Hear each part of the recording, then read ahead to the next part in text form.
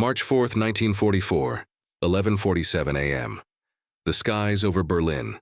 Lieutenant Franz Stigler peers through his Messerschmitt Bf-109's canopy, watching for the expected American bomber formation. He's a veteran pilot with 28 confirmed kills. The Reich's capital has never been touched by American fighters. Berlin is simply too far from England. The Luftwaffe High Command assured them, American escort fighters don't have the range. They were wrong. Stigler's wingman's voice crackles urgently over the radio. Achtung! Mustangs, above us! How is this possible? Stigler looks up. His blood runs cold. Silver American fighters, dozens of them, are diving out of the sun directly at his formation. But this is impossible. Berlin is 520 miles from England. No Allied fighter has ever reached this far. No fighter has the fuel capacity, except this one does, the P-51 Mustang. And its appearance over Berlin on this day would change the entire course of the air war over Europe. This is the story of how one aircraft turned the tide of World War II, broke the Luftwaffe's back, and made the Allied victory inevitable. To understand why the P-51 Mustang was so revolutionary, you need to understand the catastrophic losses American bombers were suffering in 1943, and, catastrophic. The United States Army Air Forces had a strategy called strategic bombing, the idea that you could win the war by destroying Germany's industrial capacity, bomb the factories, bomb the oil refineries, bomb the ball-bearing plants, cripple German war production. The problem? To reach those targets deep inside Germany, bombers had to fly through hundreds of miles of German-controlled airspace defended by the most experienced fighter pilots in the world. Let me paint you a picture of what bomber crews faced. It's August 17, 1943, the Schweinfurt-Regensburg raid. 376 B-17 Flying Fortress bombers take off from England, heading deep into Germany to destroy ball-bearing factories. The bomber crews knew this would be bad. Schweinfurt was 400 miles into Germany, far beyond the range of any Allied fighter escort. They'd be on their own. They were right to be afraid. As soon as the American fighters turned back due to fuel limitations, the Luftwaffe pounced. Wave after wave of German fighters, Bf-109s, FW-190s, attacked from every direction. Head-on attacks, diving attacks from above, attacks from below and behind. The sky became a killing field. German pilots would form up in line-astern formation and attack the bombers head-on at closing speeds of 600 miles per hour.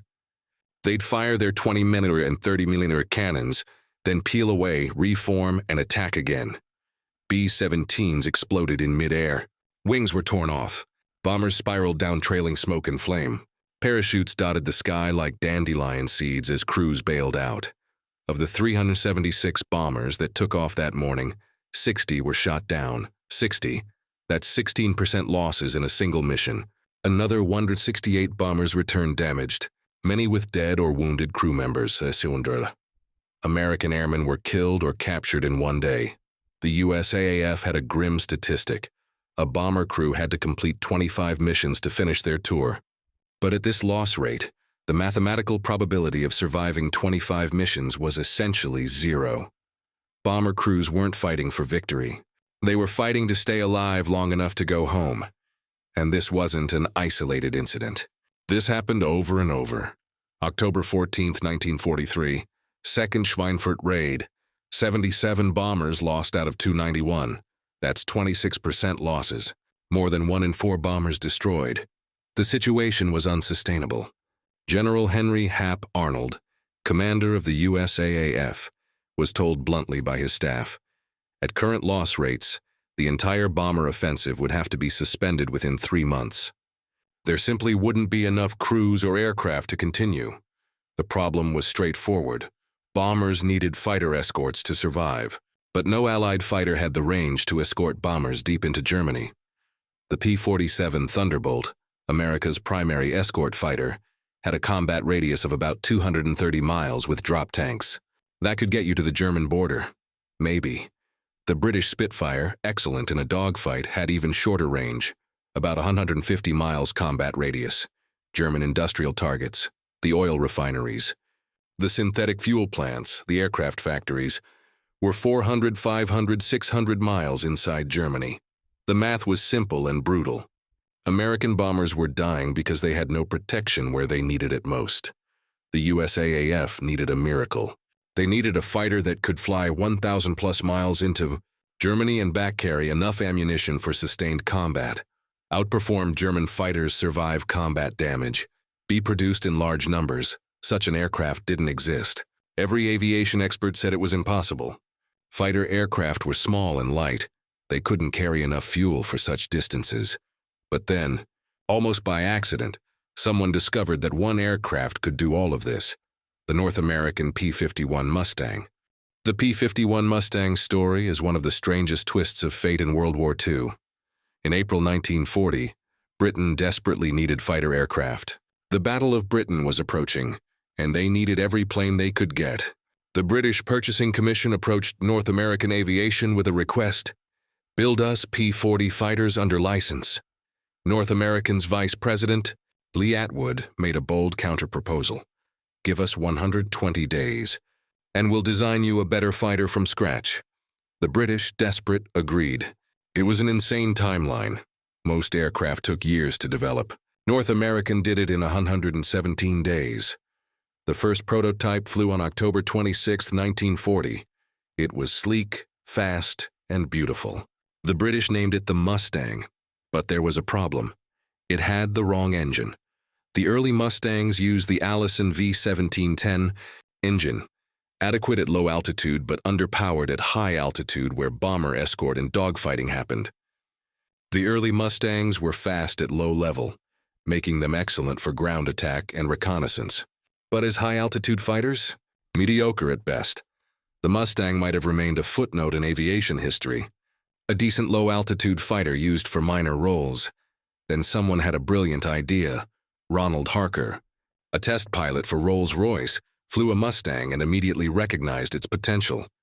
The airframe was superb, aerodynamic, well-designed, efficient. It just needed a better engine. Specifically, it needed the Rolls-Royce Merlin engine, the same engine that powered the legendary Spitfire. In October 1942, the first Merlin-powered Mustang took to the air. The results were stunning. The Merlin engine transformed the Mustang from a mediocre high-altitude fighter into arguably the best fighter aircraft of World War II.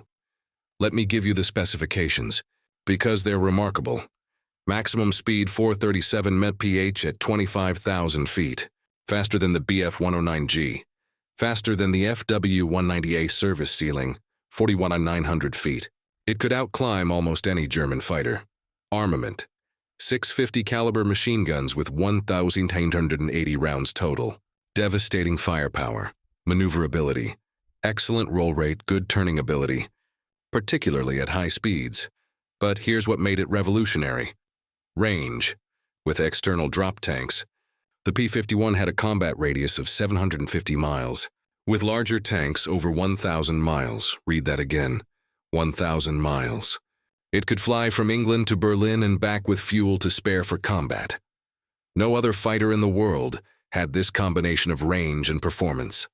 The Mustang's secret was aerodynamic efficiency. The laminar flow wing design created less drag than conventional wings.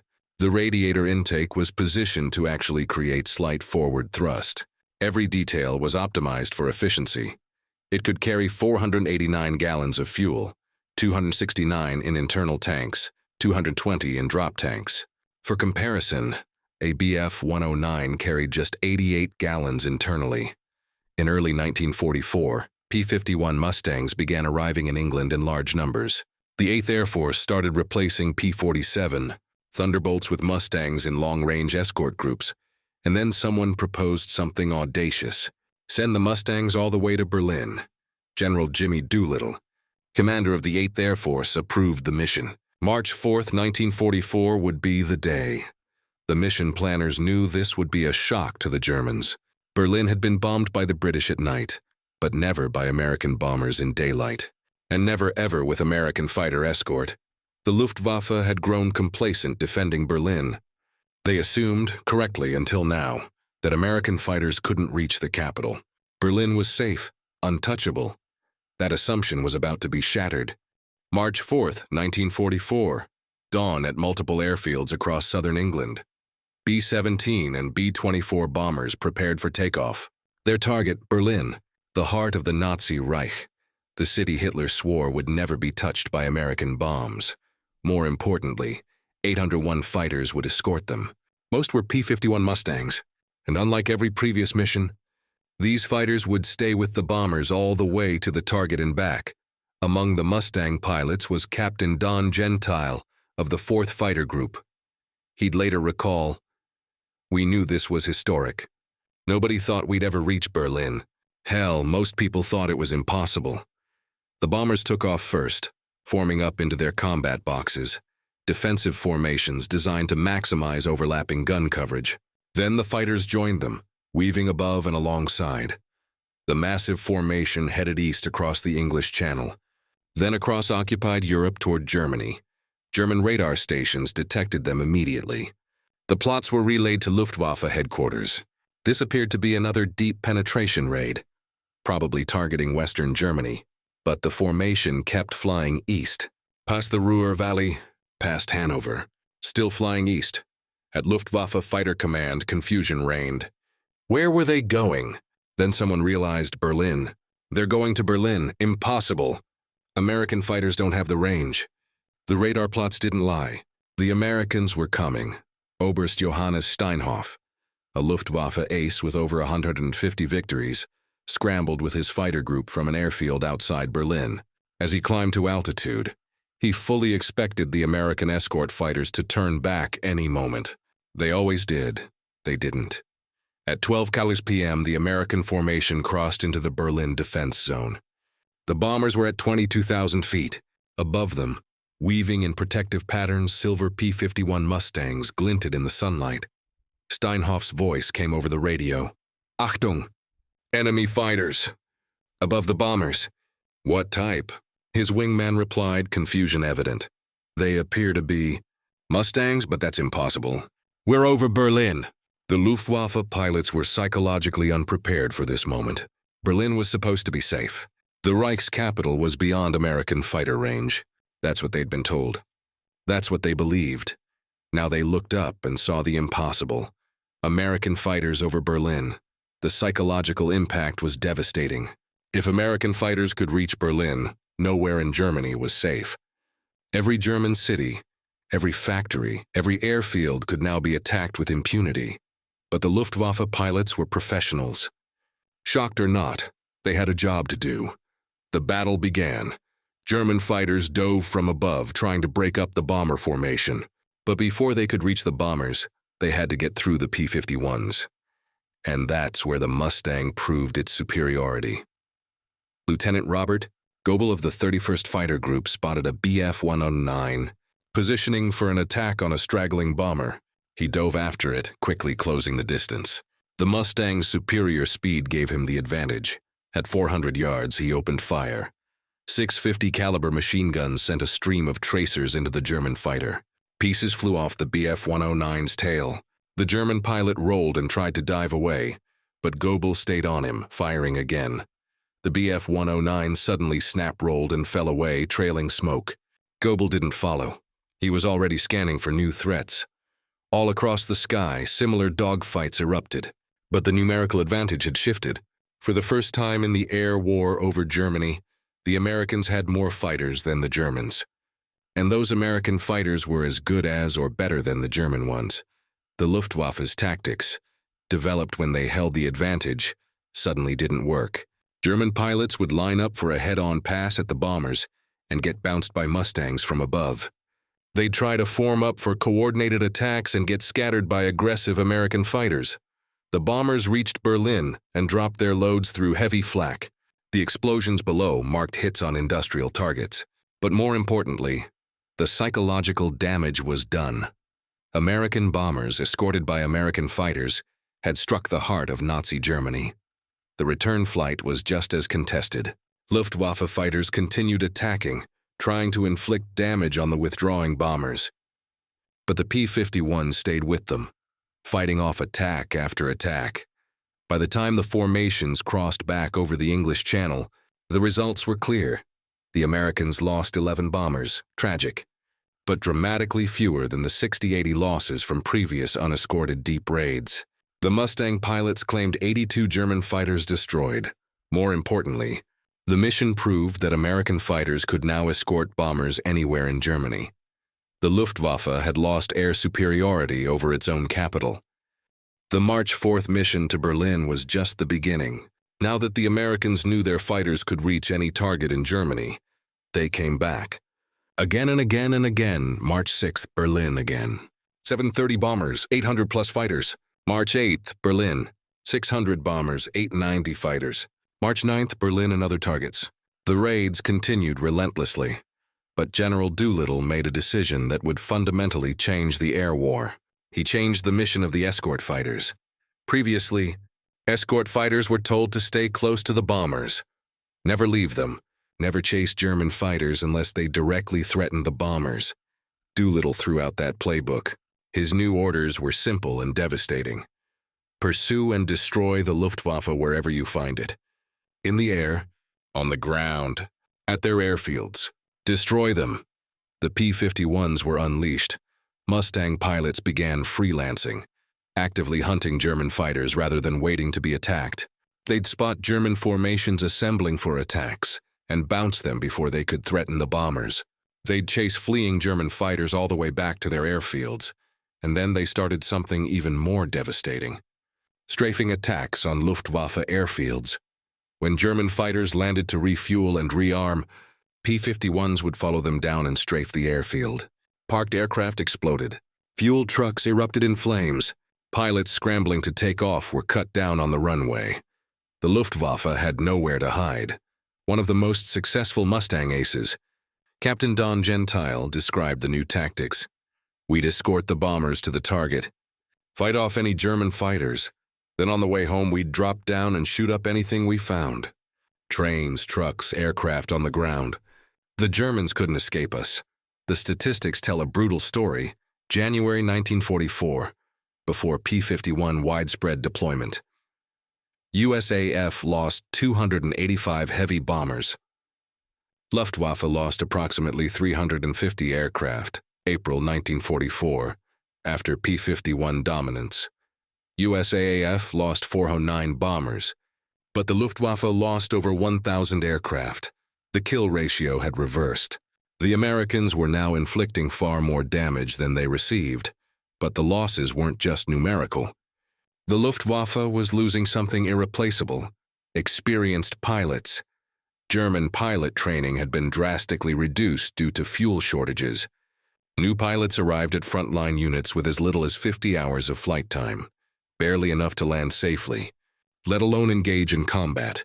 American pilots, by contrast, arrived with 400-plus hours of flight time and excellent training. The result was predictable. Experienced German pilots died in combat and were replaced by poorly trained rookies who died even faster. The quality of the Luftwaffe pilot corps collapsed. One Luftwaffe pilot, interviewed after the war, said, "By mid-1944, we were sending children into combat against American veterans in superior aircraft. It was slaughter. We knew we were going to die. It was just a question of when." Some examples of the carnage. Big week, February 20th, 25. 44. The USAF launched a coordinated offensive against German aircraft production facilities. The Luftwaffe threw everything into defending these vital targets. Result: Luftwaffe lost 355 fighters. SAF lost 28 escort fighters but claimed massive destruction. D-Day, June 6, 1944. The Luftwaffe managed to fly just 319 sorties over Normandy on the day of the invasion. The Allies flew over 14,000 sorties. German fighters were so scarce that many Allied soldiers never even saw an enemy aircraft. The Luftwaffe was being systematically destroyed, and the P-51 was the primary weapon doing it. The P-51 Mustang attracted some of the most skilled and aggressive fighter pilots in American military history. Let me tell you about three of them. Captain Don Gentile, known as the Falcon of the 4th Fighter Group. By April 1944, Gentile had 21.8 confirmed aerial victories. The 8 came from shared kills. He was fearless, aggressive, and talented. On one mission, he shot down 3 German fighters in 90 seconds. His preferred tactic was to dive from altitude, fire a quick burst, then extend away using the Mustang's superior speed. German pilots hated this. They couldn't catch him and they couldn't run from him. Gentile became so famous that General Eisenhower visited his unit personally. Newspapers back home followed his exploits. He became the face of American fighter aviation. His career ended not in combat, but in an accident. He buzzed an airfield too low to show off for some RAF friends and clipped a parked aircraft. He was sent home having survived the war. Major George Preddy, the top Mustang ace of World War II with 26.83 confirmed kills. Preddy's signature move was patience. He'd wait for the perfect shot, close to 200 yards or less, then fire a devastating burst. His gunnery was legendary. He rarely needed more than 1 or 2 passes to destroy an enemy aircraft.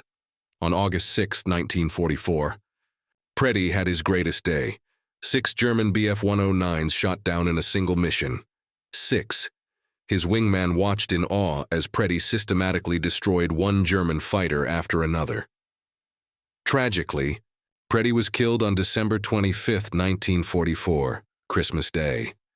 He was pursuing a German fighter at low altitude when he flew over an American anti-aircraft position. The gunners, seeing only a fast-moving aircraft at low level, opened fire. Preddy was killed instantly by friendly fire. One of the war's greatest tragedies. Lieutenant Colonel John C. Meyer. 24 confirmed victories and an incredible tactical mind. Meyer was known for being calculatingly aggressive. He studied Luftwaffe tactics and developed counters for every German maneuver. He'd brief his pilots extensively before missions, gaming out scenarios and optimal responses. Meyer survived the war and continued in the U.S. Air Force, eventually retiring as a 4-star general. But the P-51's success wasn't just about individual aces. It was about hundreds of competent, well-trained pilots flying superior aircraft in large numbers. By early 1945, the Luftwaffe had effectively ceased to exist as a fighting force. Fuel shortages grounded most German aircraft. The few pilots with experience were either dead or flying suicide missions. Aircraft production continued, but there was no fuel to train pilots and no experienced instructors to train them. P-51. Mustangs roamed German skies with near impunity. They escorted bombers without facing serious opposition. They strafed ground targets freely. The Luftwaffe could mount only occasional, desperate counterattacks. The final statistics are staggering. P-51 Mustang total production, 15,586 aircraft.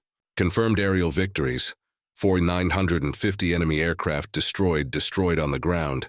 Thousands more during strafing attacks American pilots lost. Significant, but proportionally far fewer than German losses. But the numbers don't tell the full story. The P-51 did something unprecedented.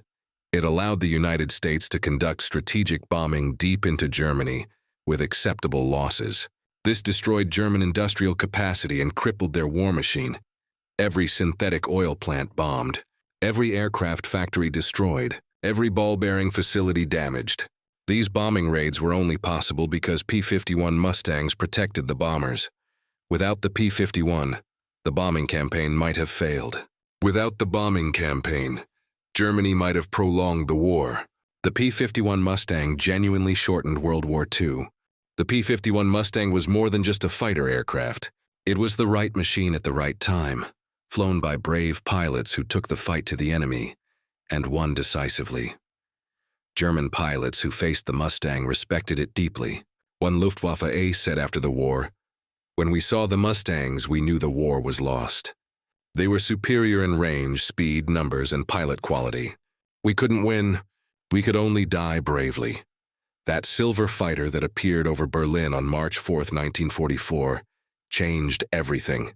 The Luftwaffe never recovered. Germany's industrial base was systematically destroyed. The Allied victory became inevitable. 586 P-51 Mustangs were built. They served in every theater. They saved countless bomber crews. They destroyed the Luftwaffe. They helped win World War II. And when German pilots looked up and saw those silver fighters over Berlin, they knew, truly knew, that the war was over. The Mustang had arrived, and nothing would ever be the same.